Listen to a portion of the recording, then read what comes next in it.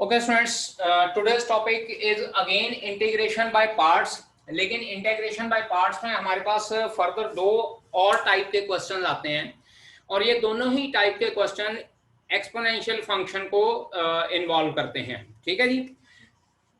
First type है हमारे पास integral e raise पर एक्स और इसके साथ ट्रिग्नोमेट्रिक फंक्शन होता है dx।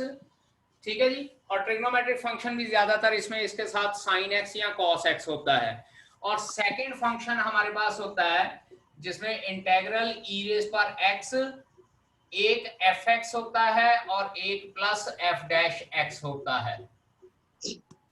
एक ई रेज पर x F x plus F dash x होता है, मतलब एक फंक्शन होता है प्लस फंक्शन के साथ उसका डेरिवेटिव पड़ा होता है और उसके साथ बाहर हमारे पास ई रेज पर एक्स की फॉर्म में फंक्शन होता है। देखिए यहाँ पे भी हमारे पास फर्स्ट फंक्शन और सेकंड फंक्शन दोनों फंक्शन मल्टीप्लिकेशन में है। यहाँ पे भी ई रेज पर एक्स और ये भी हमारे पास कोई ना कोई एक्स का फंक्शन होता है। यूज हमारे पास ये दोनों इंटीग्रेशन बाय पार्ट्स के अंडर ही आते हैं।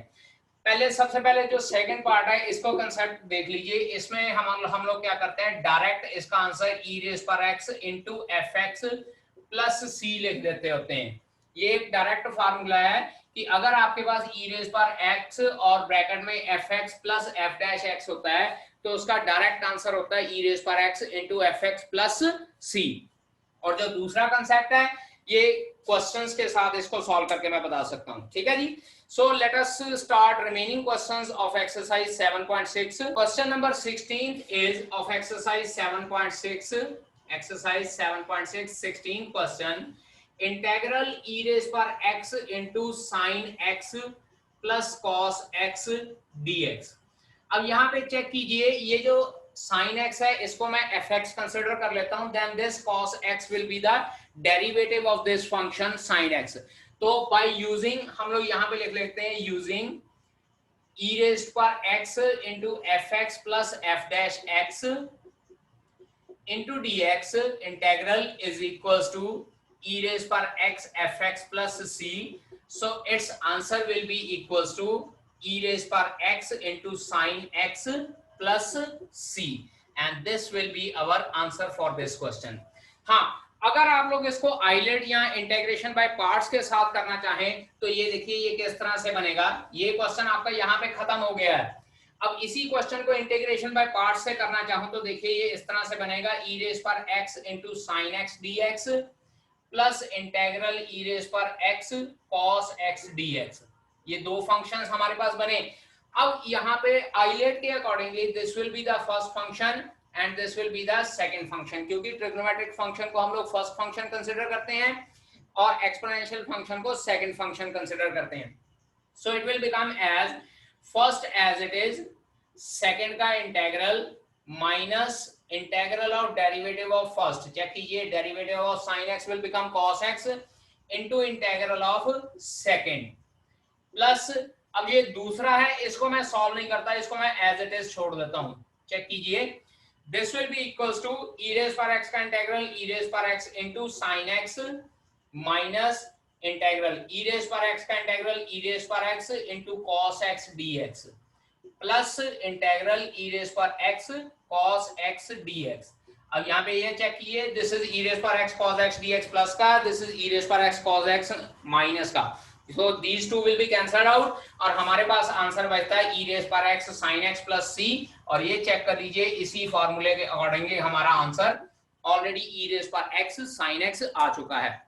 सो इसका मतलब क्या है कि अगर e raised per x में हमारे पास अंदर फंक्शन है और फंक्शन के साथ उसका डेरिवेटिव एडिशन में है fx plus f dash x है तो हम लोग डायरेक्ट इसका आंसर लिख सकते हैं e raised per x into fx। ठीक है जी। और एक्सप्लेनेशन मैंने आप लोगों को ये बता दी है, no need to do like this explanation. हम लोग डायरेक्टली इसका फॉर्मूला यहाँ पे अप्लाई कर सकते हैं e raised per x into sin x plus c।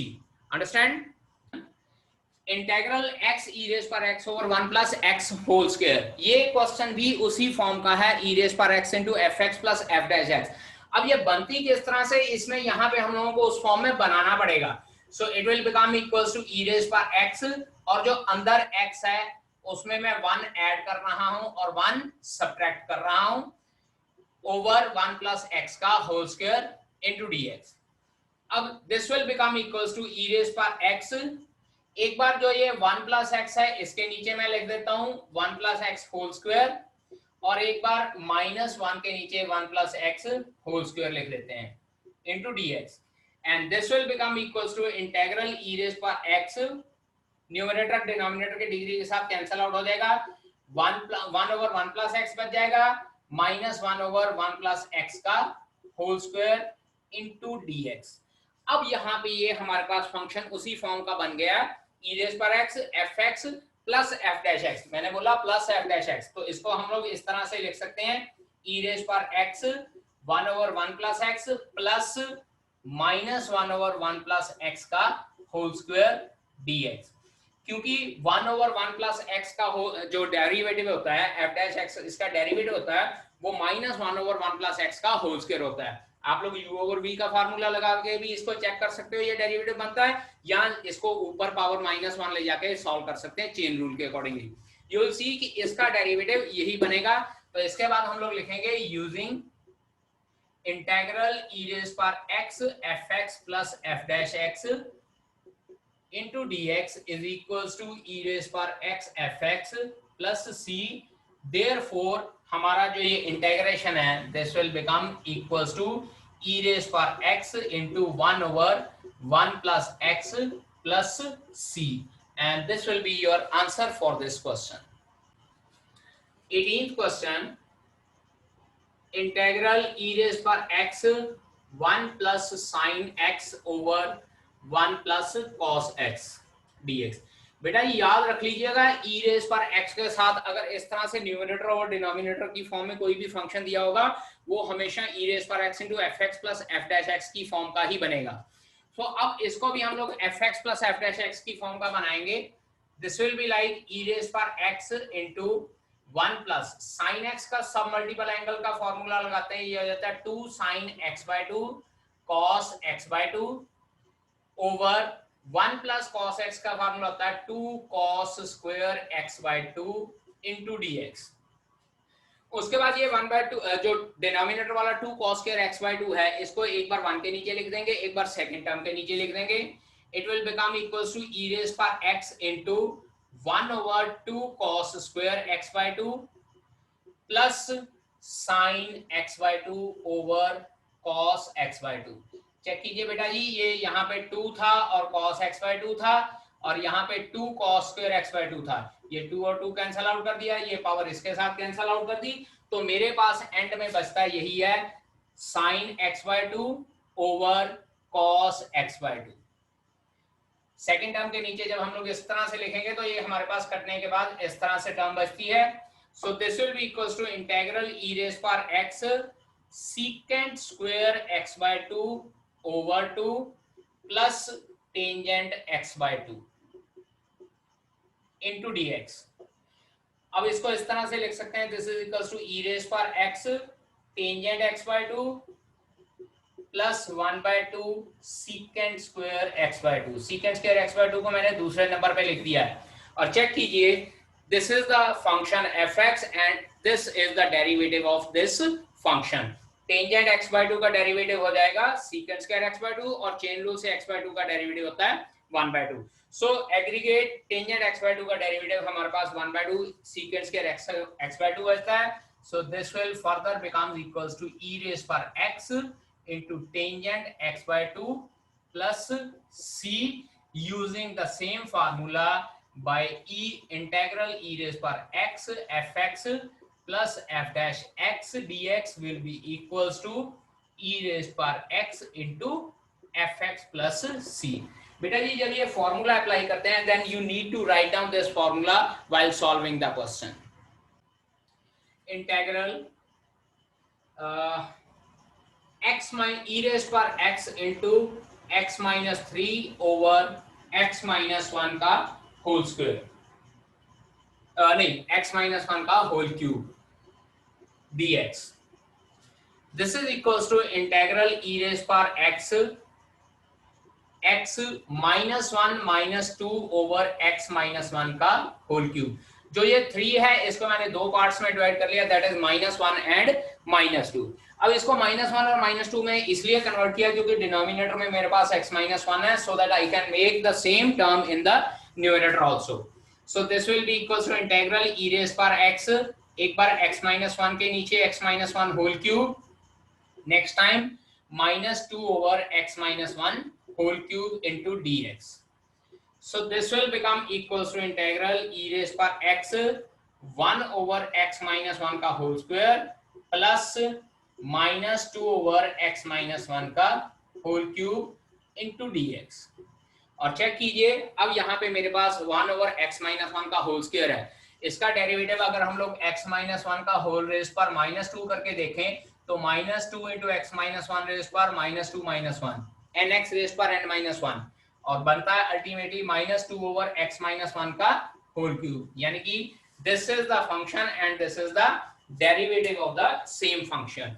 तो हम लोग अगेन वही फार्मूला अप्लाई करेंगे e raised power x into fx plus f dash x and my answer will be equals to e raised power x into 1 over x - 1 का whole square plus c और writing using, फिर से वही चीज लिखनी जरूर है हम लोगों ने, इंटीग्रल e रेज़ पर x fx plus f dash x dx is equals to e raise पर x into fx plus c. Understand बेटा जी? This question is not from the exercise, just an example, एक तरह से आपको example दे रहा हूं. अगर हमारे पास e रेज़ पर x into sin x dx होता है, अब यहाँ पे देखिए आइलेट के accordingly this will be the first function and this will be the second function. और मैंने आप लोगों को बोला था कि हम लोगों के पास जब इंटीग्रेशन खत्म हो जाता है then this question seized out. अब यहाँ पे हम लोग इसको सॉल्व करेंगे. First as it is, second का integral minus integral of derivative of first, derivative of first मतलब d by d x of sine x into integral of e raise पर एक्स डीएक्स. अब ये हमारे पास बनता है e रेज़ पर x into sine x minus integral sine x का डेरिवेटिव होता है cos x into e raise पर x dx. अब बेटा यहाँ पे फिर से देखिए मेरे पास दो फंक्शंस हैं और कल मैंने एक क्वेश्चन करवाया था पिछले लेक्चर में, अगर दो फंक्शन अभी भी बचते हैं तो हम लोग फिर से इंटीग्रेशन बाय पार्ट्स लगाते हैं.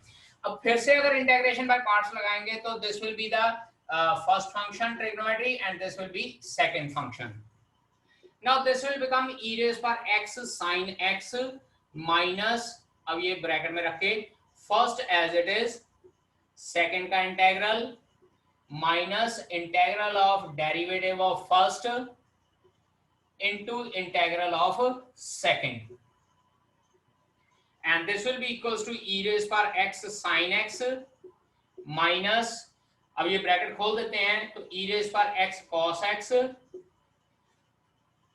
अभी फिलहाल as it is cos x का डेरिवेटिव होता है माइनस साइन x, तो मैं इसको प्लस इंटीग्रल e रेज़ पर x sin x dx लिख देता हूं. अब बेटा ये फिर से ध्यान दीजिए, यहाँ पे फिर से दो फंक्शंस की मल्टीप्लिकेशन है.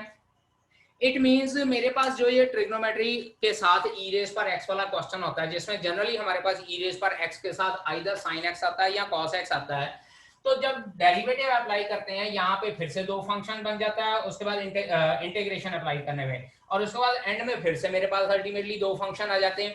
यानी कि साइन जो है कॉस में कन्वर्ट होता रहेगा, कॉस जो है वो फर्दर साइन में कन्वर्ट होता रहेगा और ये इंटीग्रेशन खत्म नहीं होगी. Then how we need to solve these kind of questions जिसमें हमारे पास e रेज़ पर x और उसके साथ आइदर sin x या cos x आता है. अब इसको क्या करना है कि हम लोग स्टार्टिंग में ही इस फंक्शन को i कंसिडर कर लेते हैं. ठीक है जी, स्टार्टिंग फंक्शन जो है उसको हम लोग i कंसिडर कर लेते हैं और जब i कंसिडर कर लिया तो चेक कीजिए यहाँ पे this is equals to e raise पर sin x, e रेज़ पर x into sin x. अब ये जब मैं माइनस का साइन कॉमन निकालूंगा e रेज़ पर x cos x minus integral e raise पर x sin x dx बच जाएगा. इसको मैं बार बार यहाँ पे i लिख रहा हूं, this is i and again i. अब यहाँ पे ये देखिए e रेज़ पर x sin x फिर से स्टार्टिंग वाला फंक्शन बन गया है मेरे पास. तो अब इस स्टार्टिंग वाले फंक्शन की मैं वैल्यू दोबारा से यहाँ पे i पुट करने जा रहा हूं. So I will get here as i is equals to e raise पर x sin x minus e raise पर x cos x और यहाँ पे मैं माइनस i लिख रहा हूं. अब इस नेक्स्ट स्टेप में मैं i को यहाँ इस साइड लेफ्ट हैंड साइड ले आता हूं तो मेरे पास बचता है 2i is equals to E raise पर एक्स और ब्रैकेट में sine x minus cos x. Check कीजिए, यहाँ पे जो i था उसको मैं इस साइड पे ले आया हूं, ये माइनस का i इस साइड पे जाके प्लस का i बन जाएगा।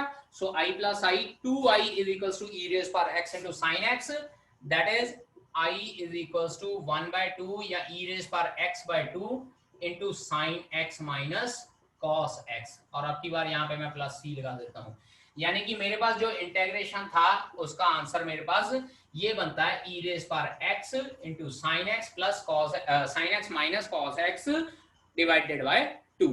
इस पर्टिकुलरली यही क्वेश्चन जिसमें एक्सपोनेंशियल होता है और उसके साथ ट्रिग्नोमेट्रिक टर्म में टी रेशियो जो होती है साइन एक्स और कॉस एक्स की फॉर्म में होती है, तो उसको हम लोग इसी मेथड से सॉल्व करते हैं। स्टार्टिंग क्वेश्चन को हम लोग आई कंसिडर कर लेते हैं। Understand? So question number 21st, I is equals to e raised by 2x sin x. This is first function and this is second function using Euler. I is equals to first as it is, second का integral minus integral of derivative of first into integral of second dx. So I is equals to sin x और e raise पर 2x का derivative हो जाएगा, integral हो जाएगा e raise पर 2x over 2। याद रखिए, मैंने आपको पहले भी बोला है कि जब हमारे पास होता है तो हम लोग उसमें क्या करते हैं कि एज इट इज हमारे पास जो फंक्शन होता है उसका इंटीग्रल कर लेते हैं, लेकिन जो x के साथ लगा होता है उसके साथ हम लोग डिवाइड कर लेते होते हैं। माइनस साइन x का डेरिवेटिव cos x और e रेज पर 2x का इंटीग्रेशन फिर से e रेज पर 2x over 2। So this will be equals to I is equals to 1/2 e raised per x 2x sin x minus 1/2 integral e raised per 2x into cos x dx। Check कीजिए, denominator वाला 2 मैंने बाहर निकाल दिया था। Now this will become I is equals to 1/2 e raised per 2x into sin x minus 1/2। इसके ऊपर फिर से इंटीग्रेशन बाय पार्ट्स लगा देते हैं हम लोग। इंटीग्रेशन बाय पार्ट जब हम लोग इसके ऊपर फिर से लगाएंगे, then it will become again first as it is, second का integral minus integral of derivative of first into integral of second. I is equals to 1/2 e raised by 2x sin x minus 1/2 e raised by 2x over 2 into cos x, because e raised by 2x का integration e raised by 2x over 2 minus cos x का integral होता है sin x minus का derivative, तो ये plus हो जाएगा integral sin x into e raised by 2x और जो ओवर 2 था उसको मैं बाहर लिख रहा हूं। और जब हमारे पास फंक्शन ओरिजिनल वापस आ जाता है तो इसकी वैल्यू हम लोग i पुट करते हैं। सो i is equals to 1/2 e raised by 2x sin x और ये 1/2 मैं अंदर मल्टीप्लाई कर रहा हूं, minus e raised by 2x over 4 into cos x minus 1/4 into i। Check कीजिए, अब ये मेरे पास i था और बाहर 1/2 इसके साथ मल्टीप्लाई हो गया 1/4 हो जाएगा। अब ये माइनस का 1/4 दूसरी साइड पे लेके जाता हूं, i plus 1/4i is equal to, बाकी सारी टर्म्स में से e रेज पर 2x ओवर 2 कॉमन निकलता है, अंदर यहाँ पे मेरे पास रह जाएगा sin x minus cos x over 2 and after solving this ये मेरे पास 5/4i बनता है, e रेज पर 2x over 2 sin x minus cos x over 2। और जब इसको दूसरी साइड पे ले जाते हैं तो जो ये 5/4 है ये 4/5 हो जाएगा बेटा जी, रेसिप्रोकेट हो जाएगा। और 4/5 इधर रेसिप्रोकेट होने के हमारे पास 2 e रेज पर 2x ओवर 5 बचेगा, क्योंकि डिनोमिनेटर वाला 2 इसके साथ कटेगा and this is sin x minus cos x over 2 plus c, which is your required answer for this question into dx। ठीक है जी, यहाँ पे हम लोग ऐसे कर लेते हैं, put sine inverse x is equals to t, तो x की वैल्यू आ जाती है हमारे पास साइन t। इसके बाद डिफरेंशिएट करते हैं, डिफरेंशिएट ये हमारे पास आता है dx is equals to cos t dt। Now this dx will become cos t dt, और ये sin इनवर्स x को हम लोगों ने t पुट कर लिया था, so this integral will become equals to integral t square cos t dt। ठीक है जी। वैसे डायरेक्ट भी हम लोग इसको कर सकते हैं, बट डायरेक्ट के लिए मैंने आप लोगों को पिछले लेक्चर में भी बताया था कि एक फॉर्मूला है जो अगली एक्सरसाइज के लिए यूज होंगे, तो इसीलिए मैं अभी फिलहाल आप लोगों को इस मेथड से करवा रहा हूं। सो इंटीग्रेशन बाय पार्ट्स के accordingly I let this will be the first function and this will be second function, trigonometric function will be second function. So इसका इंटीग्रेशन आ जाएगा first as it is, second का integral minus integral of derivative of first into integral of second. This will become t square sin t minus integral 2t into sin t dt. cos t का integration बेटा sin t होता है, minus sin t नहीं लगाना, ठीक है। So this will be equals to t square sin t minus 2, और दोबारा से अंदर हमारे पास this is first function and this is second function. Again हम लोग आइलेट के मेथड से इंटीग्रेशन बाय पार्ट्स लगाते हैं। So first as it is, second का integral minus integral of derivative of first into integral of second. This will become equals to t square sine t minus 2 into bracket में t, और ये sine t का integration minus होता है, so minus cos t minus integration t का derivative हो जाएगा 1, और साइन टी का इंटीग्रेशन होता है बेटा minus cos t, so it will make it plus cos t dt, and this is equals to t square sine t minus minus plus 2t cos t minus minus हो जाएगा 2 cos t का integration होता है sin t plus c। अब इसके बाद बेटा जी हम लोगों ने क्या करना है कि t की वैल्यू वापस पुट करनी है, so it will be sin inverse x का whole square sin of sin inverse x plus 2 into sin inverse x cos of sin inverse x minus 2 sin of sine inverse x plus c। Check कीजिए, अगर इतना समय लग गया है तो फिर हम लोग इसके बाद बात करते हैं।